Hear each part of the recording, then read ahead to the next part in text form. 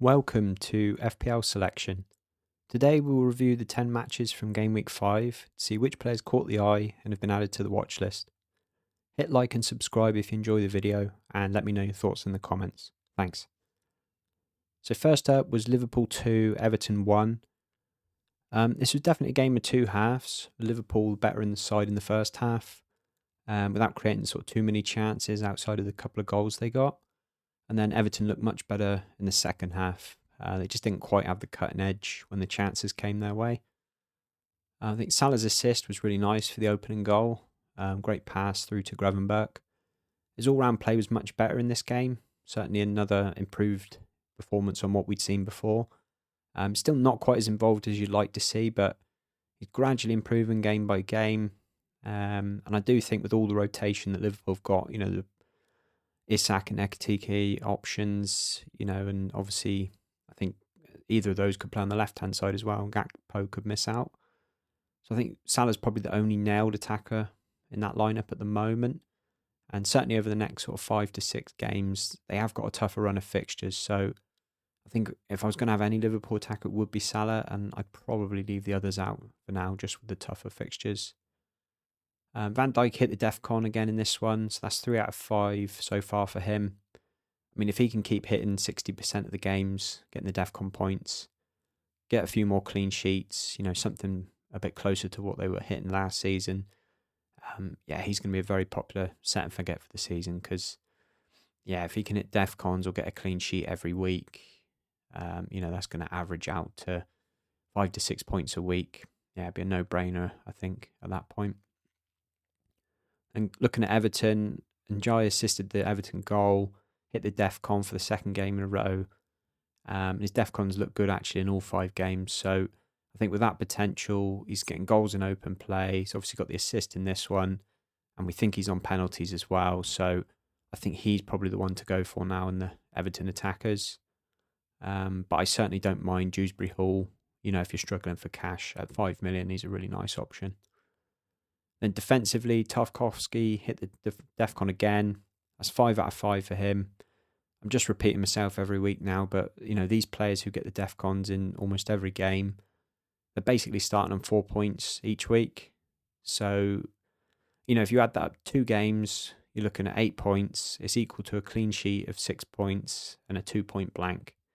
So I just think these DEFCON defenders are a no-brainer. You've got to get them in your team. You might be able to pick out a few hauls from attacking fullbacks, but if you just want set and forget defenders, these are the guys to get, I think. And Tarkowski obviously always has the added goal threat of set pieces. So, I think if Everton continue keeping a few clean sheets, he's going to be, one of the highest point scorers for defenders this year. Brighton 2, Spurs 2. Brighton went 2-0 up and didn't really threaten much after doing that. Spurs sort of had most of the ball, created all of the good chances, but they were just a little bit wasteful and eventually got a couple of scrappy goals to take a point from this one. I think looking at the Brighton attack, Minter took his goal really well. It's basically put through from the halfway line and nice calm finish. He's getting good minutes in most of the games now.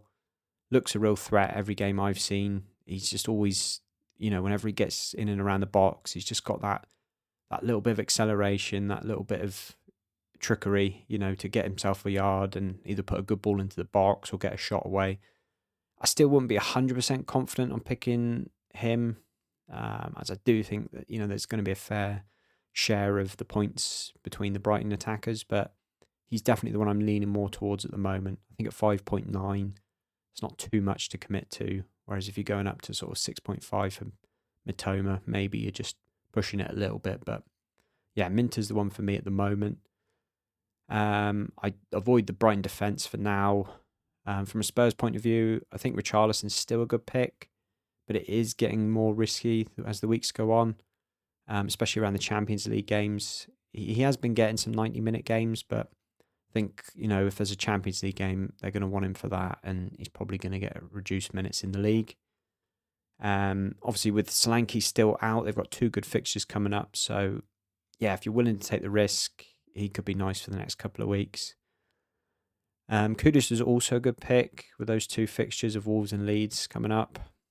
He's picking up a few assists and he's starting to look a bit more like he's going to score. He's had a few more shots and coming inside a little bit more. I think that helps with the likes of Simons in the team.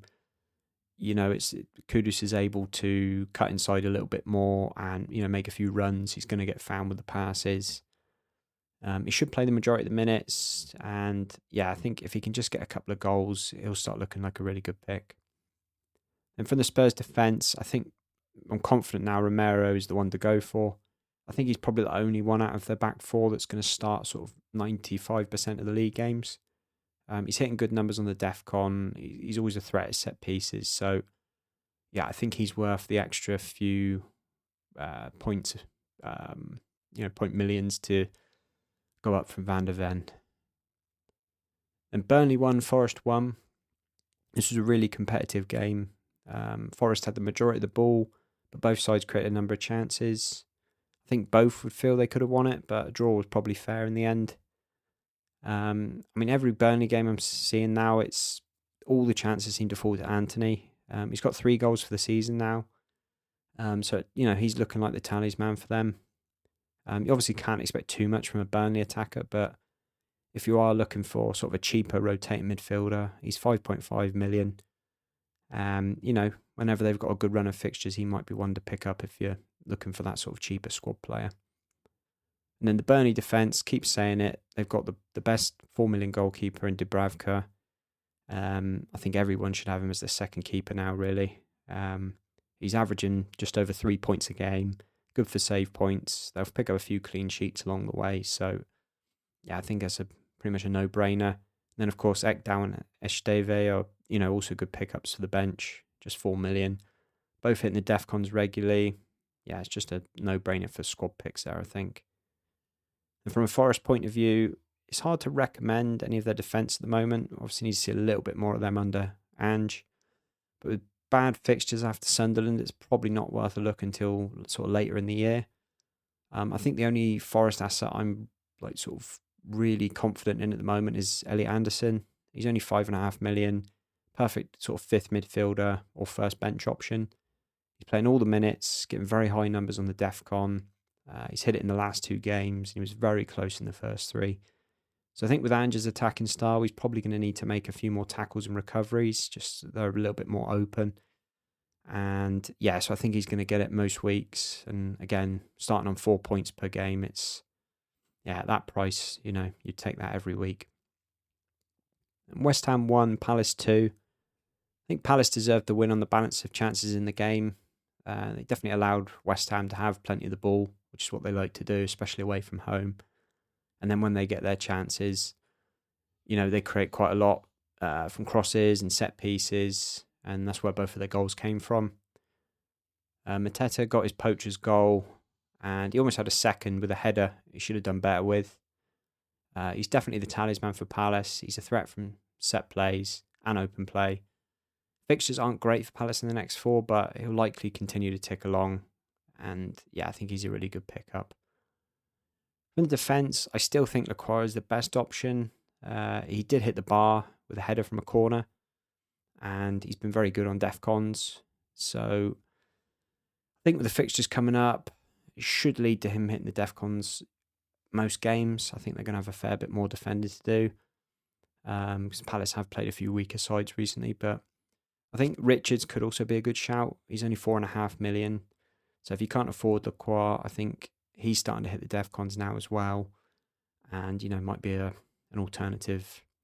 Guehi's a little bit more expensive, but he's not quite as high on the DEFCONs. So I think it's Lacroix if you have the budget, and then Richards if you need to save a little bit.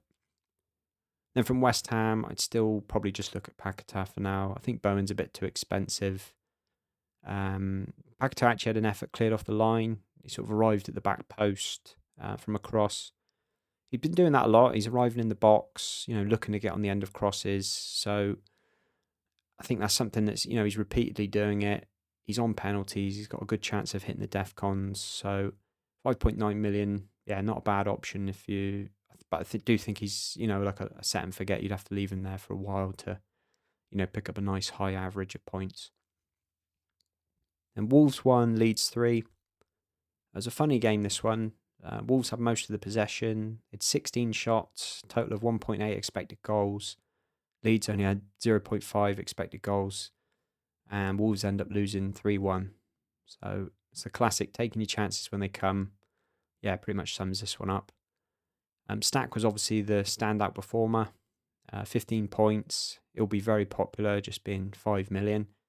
But I do think we need to see a little bit more of him in Leeds, just to see, was it just a one-off? He does look like a very good player from the bits I've seen of Leeds this season. But I'm just not sure, he's going to be a reliable fantasy asset. His expected goals and assists, 0.6 for the season so far. And his DEFCON numbers are okay. High in the 2 games he hit the threshold, and very average in the other 3. So it seems to be opposition dependent. So yeah, I think it's a wait and see. Keep a close eye on him. Certainly at that price he could be a bargain, but I certainly wouldn't be rushing to get him in. And Calvert-Lewin got a goal and assist. He's looked decent so far in his 3 appearances. Got his first 90 minutes in this one, which is obviously important for him with his injury history. I think at 5.5 million, he could be the budget striker that most people will go for if they're looking for, that cheaper third striker. But again, it is sort of fitness dependent. He could be on penalties too, which would be really interesting. So yeah, definitely keeping a sharp eye there. I also like the Leeds 4 million defenders if you're looking for sort of bench options. Sort of after we've seen now 5 weeks, I think Rodon's probably more likely to hit the DEFCONs most weeks. So I think I'd just go for him over Goodmanson. But I think either will make decent bench options, especially if you're looking at bench boost soon. And for Wolves, again, I think there's no one really standing out. It's probably Strand Larson or nothing. He played the second half in this one, so hopefully he can get himself fit. And yeah, he's definitely going to be the talisman for Wolves. So maybe when they have a little better run of fixtures, he might be a nice option at, I think, 6.5. And United 2, Chelsea 1. Bit of a wild game this one with the Sanchez red card in the 5th minute. Then Maresca just sort of panicked, made a load of changes, killed the game for a while. Then Casemiro's red card, it's a very difficult game to sort of take any judgments from, really. Both sides down to 10, a little bit of a mix of the teams, with all the changes that got made. So, yeah, I wouldn't take too much from this one, but I think Fernandes, once again sort of puts himself forward as the United asset to go for. Arrived in the box, perfect timing for his goal. Something he's always done down the years. He had a couple of good efforts on goal. Created a few chances in the game as well. So I think if you want a long-term asset from United, I would definitely go Fernandes. If you're just looking for a short term, and Boomer might be the better shout.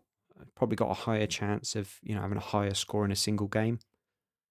He's involved in all of United's big chances again. And he's the main outlet for us at the moment. So, yeah, he'd be the short-term pick, and Fernandes would definitely be a long-term pick. From a Chelsea point of view, I think we have to start looking at Caicedo a bit more seriously as a long-term option. He's hit the DEFCON in 4 out of 5 games, and the other game was just the West Ham game, which was pretty much over after less than an hour. So he's comfortably hitting them every time. So he's 4 points to start the game. He should play 95% of Chelsea's league games, you'd imagine. So, that along with a couple of goals he's already got. He's just 5.6 million. I think with all the expensive players that we're trying to get in our teams, he could just be one to bring in, set and forget for the rest of the season. And you're looking at sort of 4 to 5 points a game. Chelsea keep clean sheets as well. So I'm seriously considering him for my team at the moment. And then with Palmer potentially out for another few weeks, could be longer really, but it sounds like he's got an ongoing groin issue. It means Pedro's going to be the main source of goals for Chelsea for the foreseeable future. He played well again in this game. It was a difficult situation. He was sort of up front on his own really, and didn't have much he could do. But I think he's going to keep ticking along with goals and assists. There's some potential he might be on penalties with Palmer out. We'll have to wait and see the next time they get one. But yeah, I think he's a good shout as well. Obviously, they've got great fixtures coming up, sort of game week 9 onwards. Then Fulham 3, Brentford 1. I think other than the goals, this was a fairly uneventful game. Fulham took their chances well when they came, and then just got to 3-1. The game basically just went quiet for most of the second half. I think Muniz got his Well, it was a lucky assist for Iwobi's goal, but then his goal that got ruled out was a little bit unlucky, but well taken. He's looking a lot sharper each week, continues to get the good minutes, and 5.5, he's another one that's a real consideration as a sort of third budget striker, I think. Anderson hit the DEFCONs for the fourth week in a row. He's 4.5 million, another bargain. Starting on 4 points per game. I think if I was wildcarding this week, he'd be in for me. Another consistent DEFCON scorer. Yeah, I think that makes sense. Then Kevin had another 20 minutes from the bench. Didn't really do anything meaningful, but just looks like a fun player. And yeah, he's one to keep an eye on because I think if he gets up to fitness and gets into the 11, I think there could be some output there as he does look like a really talented player. And then from a Brentford point of view, it's hard to pick any of their players at the moment. They don't have a good run of fixtures to sort of see in the near future. I think I've said about Van der Berg a few times before. He's done okay for DEFCONs, 3 weeks out of 5. Yeah, maybe an option later in the season. And Bournemouth 0, Newcastle 0. I caught this game live. Wished I hadn't. There's only 3 shots on target for the game. Newcastle played for a draw, basically, setting up with a back 5. They just made it difficult for Bournemouth. And yeah, the game just was very uneventful, really. And you could see Newcastle looked a bit tired, even with the few changes that they made. Semenyo was involved as always. He looked lively, but just didn't really get any clear opportunities to score. He did manage to hit DEFCON though, with a clean sheet point as well. That was a 5-pointer for him. So yeah, it's just another route to points, and yeah, only adds to his appeal. Speaking of DEFCON, Senesi, that's 5 out of 5. I'm just repeating myself again, but for me, he's a no-brainer. He's up to 4.7 million now, and he'll probably go up again before the next deadline. But again, starting on 4 points a game, Bournemouth are keeping plenty of clean sheets. Yeah, I think you've just got to get him in. From a Newcastle perspective, I think Gordon might be a good asset when he's back from suspension this week. But for now, I'd probably only look at the defence. Pope's going to play 95% of the league games, so I think he's the best option at 5 million. But Burn is yet to be rested. He's picking up DEFCON. Obviously, always a threat at set pieces. So I think if you want to go for Burn, just got to make sure you've got a little bit of cover on the bench because I think he could, sit out one of the league games. But yeah, both at 5 million, very good options. Best defensive stats so far this season. And Sunderland 1, Villa 1. Fair result in the end. Sunderland had more XG than Villa, even after playing over an hour with 10 men. Watkins had a great chance near the end, mistimed his jump, and probably should have scored. Just sums up Villa at the moment. And I think if you've got any Villa players, you've just got to get rid of them. They're just a no-go until we see, some proper improved performances. I think from Sunderland, you can take your pick from the 2 4 million centre-backs, Alderete and Mukiele. Both hitting DEFCON regularly, threats from set pieces. Yeah, either of them would be nice bench options. Xhaka's actually quietly ticking along nicely. He's getting regular DEFCON points, and he's had a couple of assists so far. He could potentially still be on penalties. I think if Lefay and Diarra are not on the pitch, which, Diarra is injured at the moment, and Lefay, might be, taken off with sort of 20, 30 minutes to go. So, yeah, not out of the realms of possibility. And yeah, he's ticking along nicely there. And then Isidore has 3 goals in only 235 minutes. One to keep an eye on if he continues starting. He's another 5.5 forward. But definitely have to see a little bit more there. But it's, good numbers so far from him. And then Arsenal 1, City 1. It was a strange game as City decided to just defend really deep after going 1-0 up. They even finished the game in a back 5. They've looked to be a lot more direct so far this season. They're quite happy to play on the counter sometimes and, just go direct to Haaland. He's got the power running in behind along with Doku and Reinders. So, it could be really good for those 3 as fantasy assets. That's something that City were always, people criticise them as, you've got to play so many passes before you get through to the final third and, defences could set up against them because they had plenty of time to get back in shape and, with a deep block. So I think we're going to see a lot more of this from City. And yeah, so obviously once you get Haaland through, he's going to score. So the quicker you can do it, the better sometimes, really, keeping it simple. But to be fair, Arsenal played most of the good football in the game, created some really good chances. I think 1-1 was fair in the end. But yeah, a little bit of a sloppy goal from City's point of view, I think.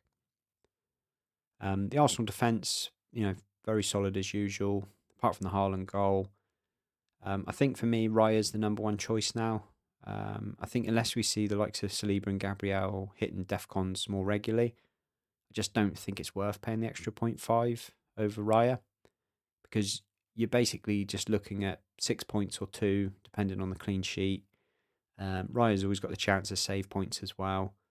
So I think you're better off spending your money elsewhere on the defenders and just go for Raya in goal.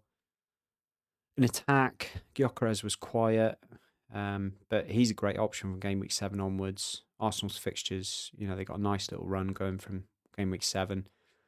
I'd include Saka too, but I think we just need to see how his minutes are. He's obviously just come back from a nasty injury. So, how is he going to get rotated? The Champions League's obviously coming round again.